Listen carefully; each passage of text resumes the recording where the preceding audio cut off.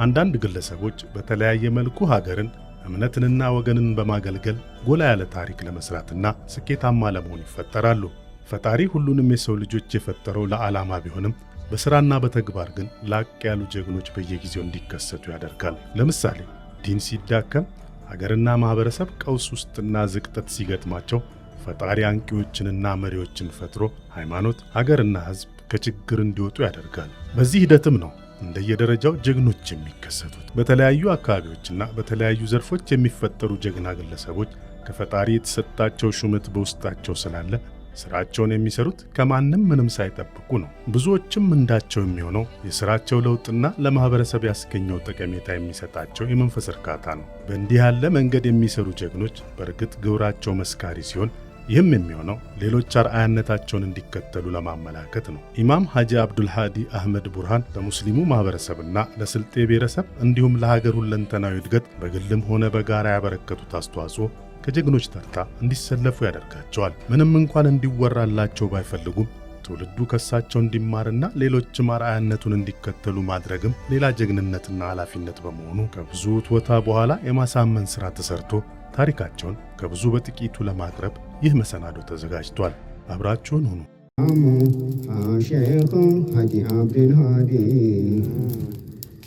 ጃጋኑን በዲን ኢማም ሐጂ አብዱልሃዲ ከአባታቸው ከአቡ ሰሬ ሼህ አህመድ ቡርሃንና ከእናታቸው እሜት ራዲያ ኢማም ሁሴን በ1954 በአሁኑ ስልጤ ዞን ሳንኩራ ወረዳ ተወለዱ። በልጅነት ዕድሜያቸው በአባታቸው መድረሳ ቁርአን መቅራት በመጀመር ከቀያቸው ርቀው በስልጤ ዞን የሚገኘውን ነቆራ አካባቢ በመሄድ ቂራታቸውን ቀጥለው ወደ ሱዳን በማቅናት ሃይማኖታዊ ትምህርታቸውን አጠናከሩ።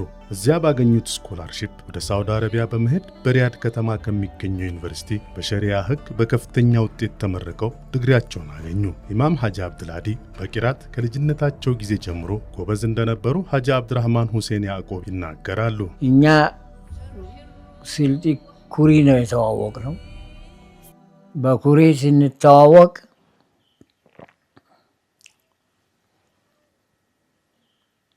እንትን ነው በቅራአቱ ነው። ሼኽ ኸዲር ሷሊሓ እሳቸውን አስከትሎት የመጡ ትንሽ ነው ፉን ይላል። ቅራአቱን ብቻ ነው፣ ሌላ ነገር አያውቅም። የቅራአት ፍቅር አለው። ስራቸው ቅራአት ነው፣ ትግል ነው። አልሐምዱሊላህ በጉብዝናም ጨረሱት። ሳውዲ ያው ለሀገራችንም መቼም ብዙ የሚጠቅሙ ነገሮች እያሳዩ ነው። ብዙ መድረሳዎችን እያፈሩ ነው። ብዙ መስጂዶችን እያፈሩ ነው። እኛ እንደሳቸው ባለገርም አልሄድንም። እዚህ አዲስ አበባ ነው የቀረነው። ባለገር ሄደን እንደሳቸው ማስተባበል አልቻልንበትም። ስለዚህ ሐጂ አብዱልሃዲ ባለፈው ኢማም ሲሉት በጣም ደስ ብሎኝ ደውያለሁ። ለምን? ትህትናው፣ ታታሪነቱ አላህ ይጨምርለት። ኢማም ሐጂ አብዱልሃዲ የዓሊም ልጅ መሆናቸውና የአባታቸው የአቡ ሰሬ ሼኽ መድረሳም አሁን ለሚገኙበት መልካም ስብዕና መሰረት ሆኗቸዋል። አባቴ የአቡ ሰሬ ሼኽ ዓሊም ናቸው። አሁን እዛ ውስጥ ሰዎች የአካባቢው ሰው መጥቶ ሲያገለግል ሲኻድም ያያለው። እነሱም ደግሞ ዱዓ ያደርጋሉ ለዛ ሰው። ስለዚህ እኔም ለምን እንደዚህ እንትን አላደርግም አላገለግልም የሚለው አሁን ብዙዎቹ እሳቸው ዱዓ አድርጎልን ይሄ እንደዚህ ሆኖ እንደዚህ ትልቅ እንትን ነበሩ ዓሊም የሚሉት ነገር ጭንቅላቴ ሆኖ ገብቶ በቃ ዝንባሌ ራሱ ሰዎችን መርዳት። ከዛ የተነሳ ከትምህርት ቤት ሲገባም እንደዛው ኢትዮጵያም ሆኜ ረፊቆቼ ነበሩ። በቃ ወደ 20-30 የሚሆኑ ደረሳዎች ትንሽ ሆኜ ያስቀራ ነበርኩ። የሆነ ነገር ደግሞ ከያዝኩ በቃ እስከ መጨረሻው መሄድ ደስ ይለኛል፣ መጨረስ።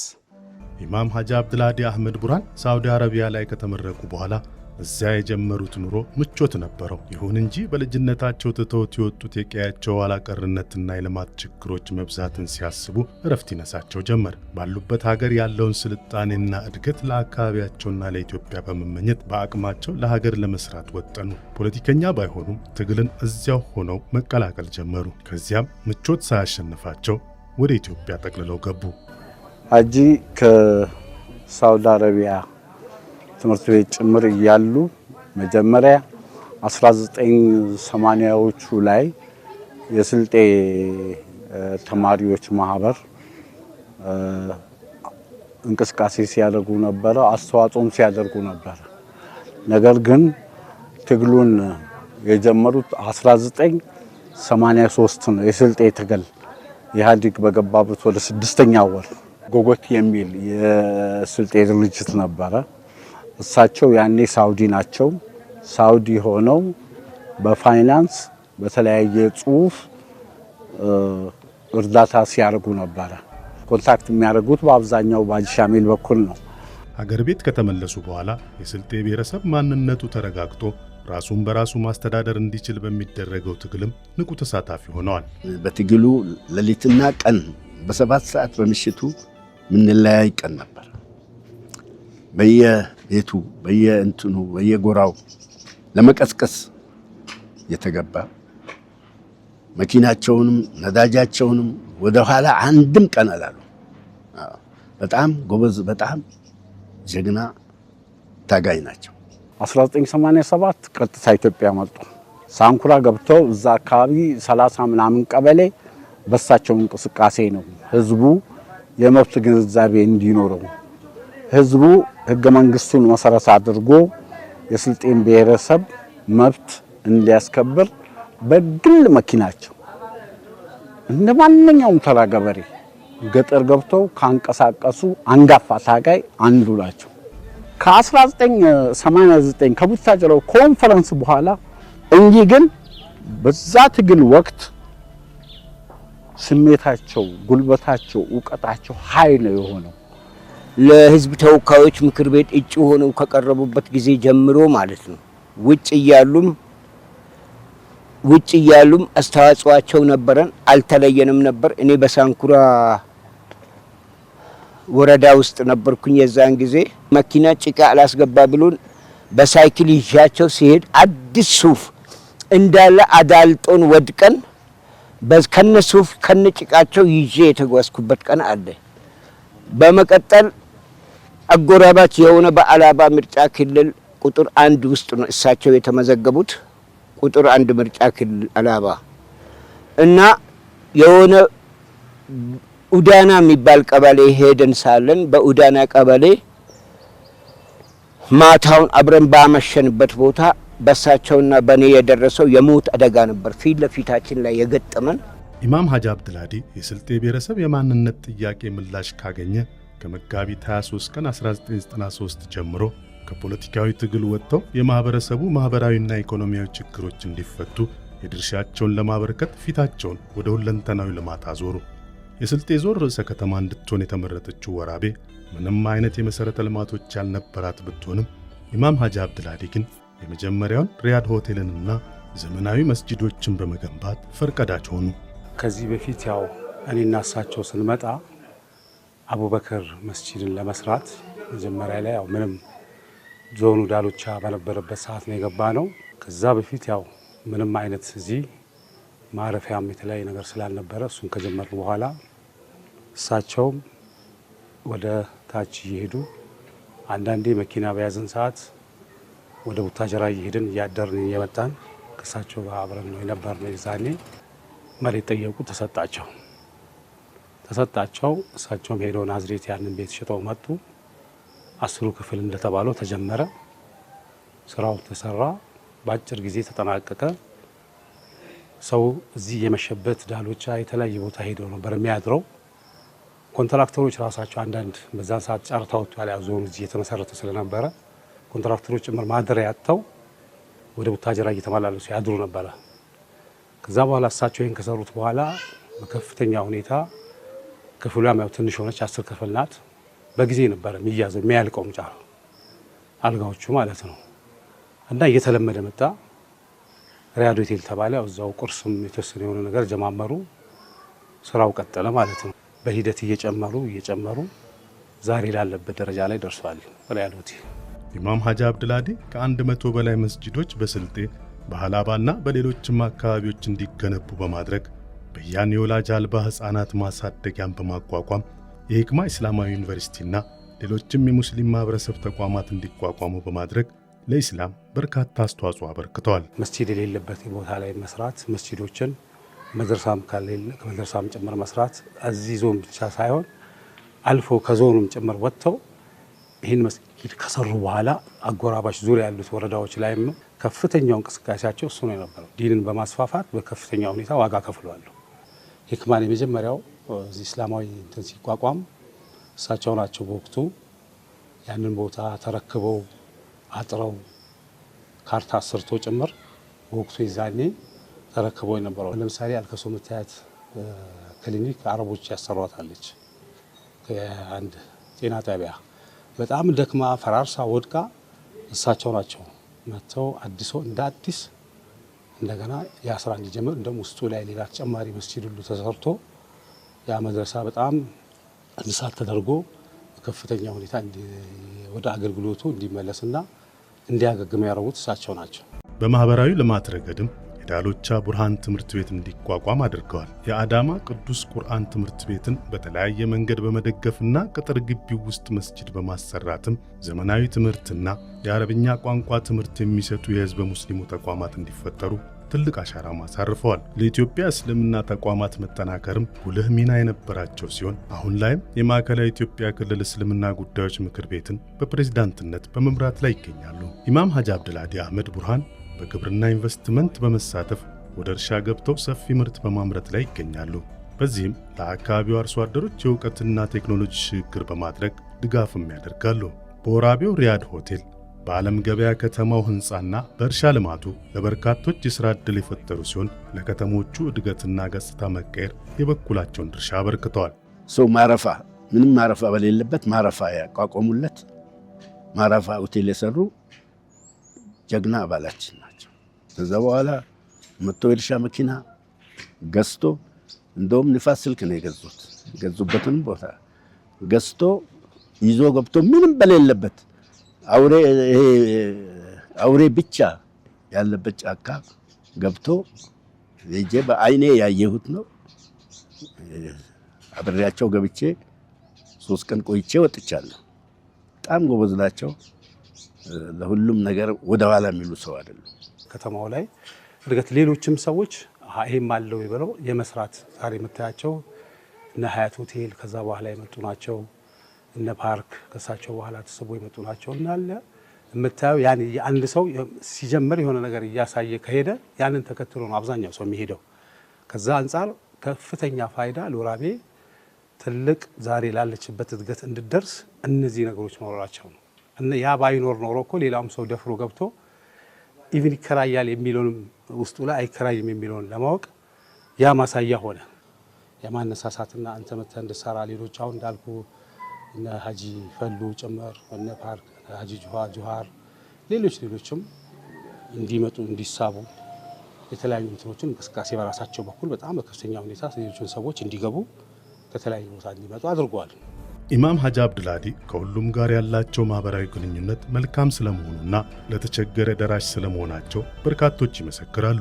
የተቸገሩትን አካል በመርዳት ወደር የሌለው እንቅስቃሴ ነው።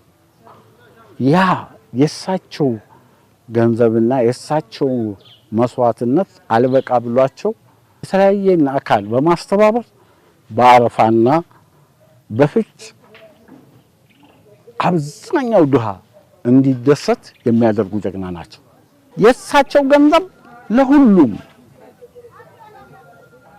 ለሙስሊሙም ለክርስቲያኑ ችግር የደረሰባቸው ወገኖቻችንም በጣም ይረዱ ነበረ። ከዛ የሚመጡትም ዲያስፖራዎችን እንደዛው ጥሩ ስራ መሬት ግዛ፣ ቤት ስራ እያሉ ይመክሩን ነበረ። እንደውም እኔ ቤቴን በጭቃ ቤት በቆርቆሮና በጭቃ ሊሰራ ነበር። አይ የቆርቆሮ ቤት እኮ ከግንቡ አንድ ነው፣ ግንብ ብሰራ ይሻላል በማለት ግንብ ሰርቼ ይኸው መጥቼ በሱ ነው ያረፍኩት። እኔም ብቻ አይደለም ያንን ሁሉ ለሌላውም እንደዛ እየመከሩ ሌሎቹም ነግሮኛል። እዛ የነበሩና እዚህ መጥተው አሁን ወደ ዱና አካባቢ አሉ። እንደዛም እንደዚህ ስራ መሬት ግዛ፣ ቤት ስራ እያሉ ይመክሯቸው ነበር ማለት ነው። ብዙ ኸይር ስራ ሰርቷል። ብዙ ነገሮች እዛ መሳጅዶችም ላይ ደግሞ ሰርተውም ዝም አላሉ። አንዳንድ ሰው በቃ እኔ መስጂድ ሰርቻለሁ፣ አንተ ደግሞ ሌላው ደግሞ በቃ የቻለውን ይስራ ብሎ ወደ ቤታቸው ማልገቡ መስጂዱ ካለቀ በኋላ ደግሞ ኢማሞችን በማቋቋም ለኢማሞቹ ደግሞ ደሞዝ በመክፈል ለሙአዚኑ ይሄን ስራ ደግሞ ቀጠሉ፣ ወደ ዳዕዋው ገቡ። መስጠት አያጎድልም የሚል እምነት ያላቸው ኢማም በማህበረሰብ አንድነት ላይም ጠንካራ አቋም ያላቸው ናቸው። እኔ ሐቂቃ ያኔም ሆቴሉ ያቺ ወራቤን መስርተን ሲሰራ በዛ ብር እዚህ ህንጻ ትልቅ ህንጻ ይሰራ ነበርኩ። ለብቻዬ ቢሆን ስዑዲም ትቼ ባልመጣሁ እዚህም ደግሞ አዲስ አበባ ይሰራ ነበርኩ። ግን እዛ ውስጥ የሚሰራው ኢንጂነሩ ሲገነቡ የቀን ሰራተኛው ሰተን በየሳምንት ደሞዝ ሲከፈል ደስ ይለኛል። የተራቡ ሲንረዱ ደስ ይለኛል። ያንን ነው የቀጠልኩት። ጉርፍ ባለበት ቦታ አስተባብሬ ከራሴም እኔ በጣም የሚከፋኝ ጊዜ ምንድነው የሆነ ነገር የሚሰጣ ሳጣ ብቻ ነው። ኪሴ ባዶ ሲሆን ብቻ ነው የሚከፋኝ። ካለ በቃ ደሞ ውስጤ እንትን ያምናል። ሐዲሱም ቁርአኑም አላህም ነግሮናል። ሰጪ አላህ ይሰጠዋል። ይሄን ሙሉ በሙሉ አምንበታለሁ። ሁነትም ነው። ያለች ነገር ጥርርግ አርገን ለበጎ ነገር ስናውለው ከየት እንደመጣም ወይ ሆነ ዕቃ ነበር ይወደዳል፣ ሆነ ነገር ትሸጣለ። አላህ ራሱ ከየት መምጥቶ ይኪሳል። የአገር እድገት የሁላችንም የእውቀት ድምር ውጤት ነው። ሰዎችን መርዳት፣ ከጎን መቆም፣ አልፎ መትረፍ፣ ለሰው መስጠት ከተቻለ አገሬ ደግሞ ከሀገሮች ጠንካራው እንድትሆን ይመኛለሁ። ብዙ ጊዜ የሆነ አገር ሲሄድ የተለያዩ አገር ሄጃለሁ። በትምህርትም ከጨረስኩ እዚህም ከመጣው እና ያለው የተወሰኑ አገር ዜጎች ክብር ይሰጣቸዋል። ምን በኤርፖርቱም ሌላም ትንሽ እኛ ጋር ሲደርስ በተለይም ድሮ በቃ ሌላ ነገር አድርጎ ነው ሚስሉን የነበረው። አሁን እየተሻሻለ ነው። ያ የማነው የአንድ ሰው ብቻ አይደል። ኢትዮጵያ በማለት ኢትዮጵያ አንገቷ የደፋች ከሆነ ዜጋው 130 ሚሊዮን አንገቱ ይደፋል። አንተ ምንድነው ምን ብሔርና አንተ ምን እምነት ነው የሚባል ነገር የለም። ስለዚህ ሁላችንም ለራሳችን ብለን አገራችን አንድ ሆነን ሰላም ፈጥረን ብናሳድጋት የተሻለ ይሆናል። ህዝባቸውን ስልጤን ከኢትዮጵያ ብሔር ብሔረሰቦች እኩል ተገቢውን መብት ከህገ መንግስቱ አንጻር እንዲያገኙ የታገሉ እንጂ በብሔረሰብ በመንደር የታጠለ አይደለም አመለካከታቸው። ሀገር አቀፍ ዓለም አቀፍ የሆነ አስተሳሰብ ያላቸው ሰው ናቸው። ኢማም ሐጂ አብዱልሃዲ በተለያዩ አካባቢዎች የልማት ስራዎች ንቁ ተሳታፊ በመሆን የተለያዩ ሽልማቶችን አግኝተዋል። የስልጤ ህዝብም የኢማምነት ማዕረግን ሰጥቷቸዋል።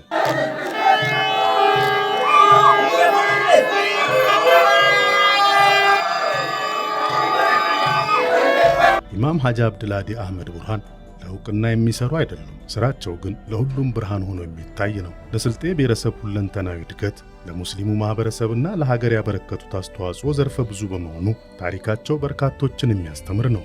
የእሳቸውን አስተዋጽኦ የሚያውቁ ሁሉ ሌሎችም አርአያነታቸውን እንዲከተሉ ይመክራሉ።